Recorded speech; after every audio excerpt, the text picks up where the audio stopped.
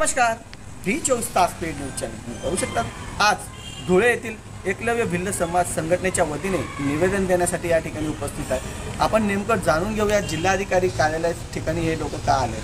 तर काय सांगणार आपण या ठिकाणी उपस्थित झालात, काय तुम्ही जिल्हाधिकारी यांना निवेदन देण्यासाठी काय करता? एकलव्य भिल्ल समाज संघटना महाराष्ट्र राज्य आईसाहेब सुमित्राई दशरथ पवार तसेच महाराष्ट्र कार्याध्यक्ष ॲडव्होकेट सूर्यकांत पवार यांच्या आदेशानुसार आज आम्ही जिल्हाधिकारी साहेबांना निवेदन देण्यासाठी आलो होतो। विषय असा होता, मोरदड येथील आमच्या आदिवासी युवक बांधव जगदीश दुलाल ठाकरे यांच्या काही गावगुंडांनी ड्रम घाट इथं डोक्यात गोळे घालून त्याचा हत्या करण्यात आली होती। सदर हा प्रकरण फास्ट ट्रॅक कोर्टात चालवण्यात यावं अशी मागणी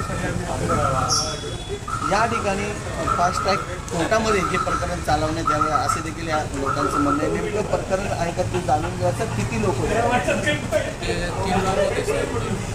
ना तिथून गावातून घेऊन गेले ते थोडे, पण आम्ही काय बड्डे वगैरे असं करू असं सांगून आणि त्यांनी डायरेक्ट कन्नड घाटामध्ये गोले घालून त्यांनी मारून घेतून दिलं घाटामध्ये।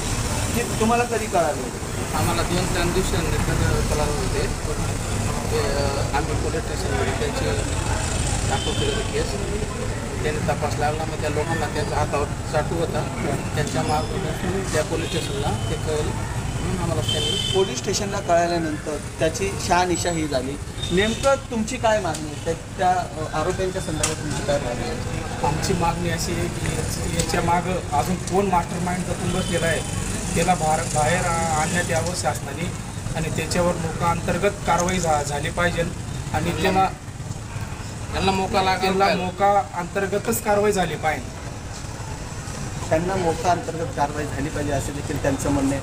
जर कारवाई झाली नाही तर तुमची पुढची भूमिका काय असेल? पुढची भूमिका आमची अशी असणार की त्या गावाचे जेवढे रोड रस्ते असतात तिथं आम्ही रस्ते रोक आंदोलन करू, महाराष्ट्रभर आंदोलन करू आम्ही आणि महाराष्ट्रभर आम्ही जिल्ह्यात जाऊन कुठं आम्ही आंदोलन करून मोर्चे लावून बंदिस्त करू रस्ते। तुम्ही बघू शकता, एकलव्य भिल्ल समाज संघटनेच्या माध्यमातून यांनी असं सांगितलं की ज्या आरोपींनी हे गुन्हा दाखल केला आहे, जो संशयित असेल त्याच्यावरही मोका अंतर्गत कारवाई ही झाली पाहिजे असे देखील या संघटनेच्या माध्यमातून या ठिकाणी हा प्रकार गेल्या 4-5 दिवसा अगोदर या ठिकाणी एका घाटामध्ये झाला आहे आणि त्या व्यक्तीला गोळ्या घालून त्याची हत्या करण्यात आली आहे असं देखील यांचं यावेळेस म्हणणं आहे। आणि या संदर्भामध्ये आज ते जिल्हाधिकारी यांना निवेदन देण्यासाठी या ठिकाणी उपस्थित आहे। जर त्यांना न्याय मिळाला नाही तर तीव्र स्वरूपाचे आंदोलन करू असे देखील त्यांनी यावेळेस प्रतिक्रिया देताना सांगितलं। कॅमेरामॅन निलेश डोलेसह जॉनी पवार, डी24 तास पेड न्यूज चॅनल। जय हिंद, जय महाराष्ट्र।